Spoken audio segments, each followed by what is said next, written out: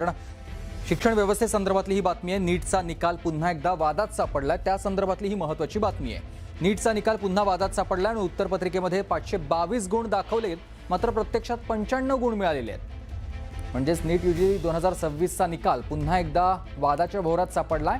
बीडमधील काही विद्यार्थ्यांनी उत्तरपत्रिकेनुसार अपेक्षित गुण आणि स्कोअर कार्डवरील गुणांमध्ये मोठी तफावत असल्याचा आरोप केलेला आहे। बीडच्या सोहम गवते या विद्यार्थ्याला उत्तरपत्रिकेनुसार 522 गुण अपेक्षित असतानाच स्कोअर कार्डवर मात्र अवघे 95 गुण आलेले आहेत। त्यामुळे सोहम या निकालावर आक्षेप त्याने घेतला आणि या तफावतीमुळे विद्यार्थी आणि पालकांमध्ये तीव्र नाराजी आहे। निकालामध्ये दुरुस्ती न झाल्यास न्यायालयात जाण्याचा इशारा देण्यात आलेला आहे। तर गवते कुटुंब अनपेक्षित निकालामुळे धक्क्यामध्ये आहे। एवढी मेहनत घेऊन नीट परीक्षेमधील गोंधळ आमच्या विद्यार्थ्यांचं भविष्य खराब करेल या भीतीनं सोहमच्या वडिलांना अश्रू अनावर झालेले आहेत।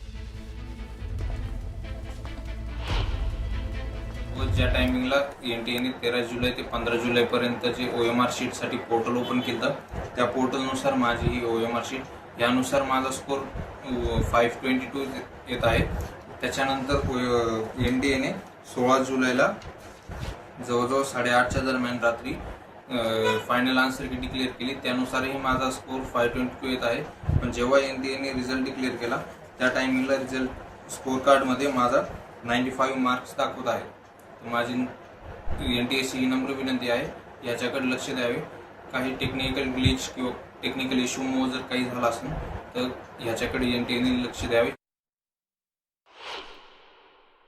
नेमकं काय सांगाल, काय तुमचा आक्षेप आहे? तुमच्या हातामध्ये आन्सर की आहे, त्या OMR सीट सुद्धा आहे आणि नेमकी प्रश्नपत्रिकेमध्ये जे सोडवलेली प्रश्नपत्रिका ती सुद्धा आहे, काय नेमका तुमचा आक्षेप? आता माझ्या मुलांनी जो 21 जूनचा जो पेपर दिला होता नीटचा, घरी आल्यानंतर आम्ही चेक केलं तर 537 मार्क येत होते आणि 13 ते 15 जुलैच्या दरम्यान त्यांची जी OMR सीट आहे पोर्टलवर ती रिलीज झाली।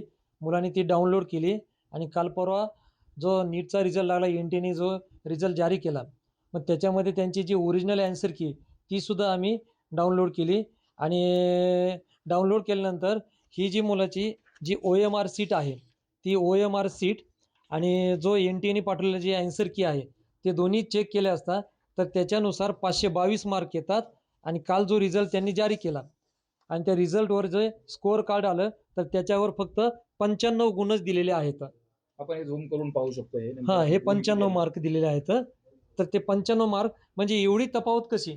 आणि मुलांनी तर एवढा सर्व हे केलं होता, 158 प्रश्न त्यांनी सोडले, त्यापैकी त्याचे 153 का 152 प्रश्न बरोबर आले आणि 35 क्वेश्चन का 23 क्वेश्चन त्याचे चुकले।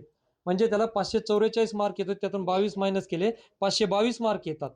आणि आमची मागणी एवढीच आहे की थोडं आम्ही गरीब कुटुंब असल्यामुळे की आम्हाला फक्त एनटीएने न्याय द्यावा आणि त्याची जी ओरिजिनल जी आन्सर की आहे ती चेक करावी आणि त्याला न्याय मिळवून द्यावा। किती तास तो अभ्यास करायचा आणि पहिली परीक्षा दिल्यानंतर त्याची मानसिकता काय होती? रद्द झालेली परीक्षा आणि आता नेमकं त्याची काय मानसिकता आहे? पहिली जी पेपर दिला रद्द झाला त्यात त्याला 475 मार्क आले आणि त्याचा जो अभ्यास होता तो 10 ते 12 तास अभ्यास करत होता आणि जेवायला तो आमच्या कुटुंबामध्ये यायचा आणि त्याची सेपरेट एक रूम होती, त्याच्यामध्ये तो 24 तास अभ्यास करत असायचा। कुठल्या कार्यक्रमाला नाही, कुठल्या मनोरंजनाला सुद्धा तो जात नव्हता। आणि हा पेपर दिल्यानंतर ज्यावेळेस त्याने आन्सर की चेक केली मग त्याच्यामध्ये त्याला मार्क भरपूर आले, त्याची अशी इच्छा होती। आणि साहजिकच जे समजा आपण म्हणतो की इथून पुढे जे शिक्षणाचा जो समजा हे म्हणतो आपण स्वप्न, ते त्याचं म्हणजे त्याला वाटलं भरभराटीच होईल।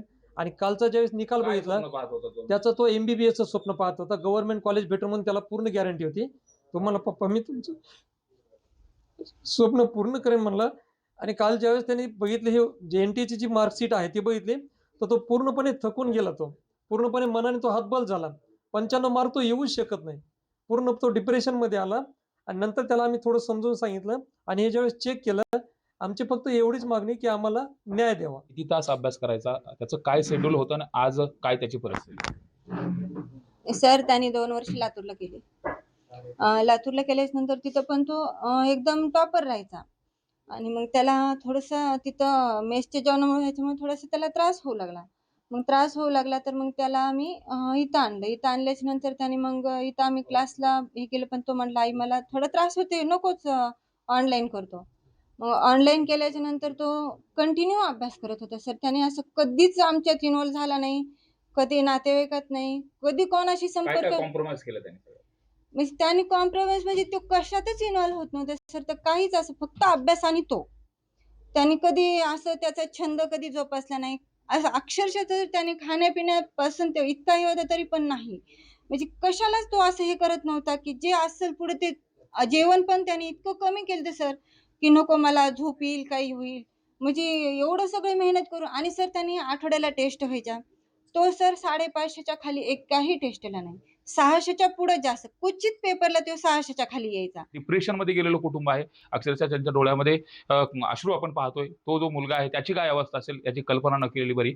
मात्र साहजिकच या सगळ्या माध्यमाच्या माध्यमातून, प्रसार माध्यमाच्या माध्यमातून या कुटुंबाला न्याय मिळवून देण्यासाठी प्रयत्न देखील केला जाईल.